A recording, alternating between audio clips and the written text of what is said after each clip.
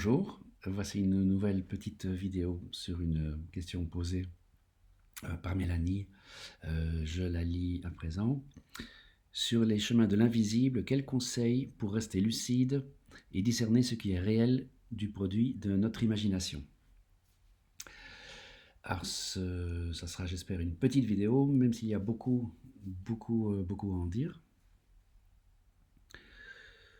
Ce que je voudrais commencer par partager, c'est que notre imagination participe énormément au processus de connexion avec l'invisible, puisque il me semble que c'est grâce à notre imagination que nous pouvons mettre des images sur les sensations, les informations, les canalisations peut-être qu'on est amené à connecter, à recevoir. Et je le présentais autrement. Comme je me le figure, les éléments d'information élevés, purs, subtils, sont très éloignés, en distance métrique déjà, mais également très éloignés de notre façon de concevoir les choses.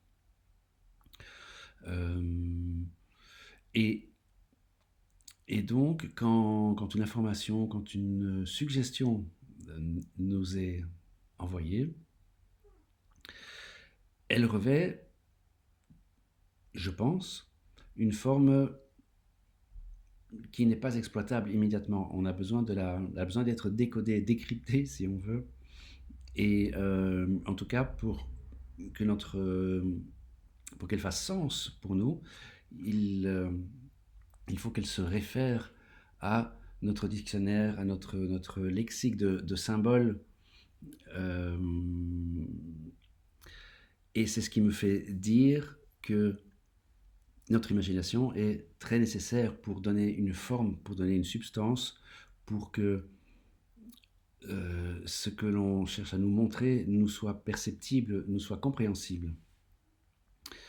Et donc merci à notre imagination qui est un allié dans notre relation à l'invisible, qui est un allié dans notre vie, tout simplement.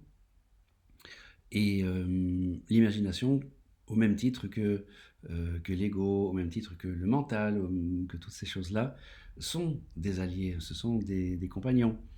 Le problème pouvant trouver lieu quand ce compagnon décide d'être le chef ou se prend pour le chef, d'accord? Mais sinon, l'imagination, je la pense très précieuse et je l'entretiens, d'accord? Semblablement, ou à contrario, quand une canalisation, un message, une information nous parviennent sous des formes très précises, très délignées, très proches, très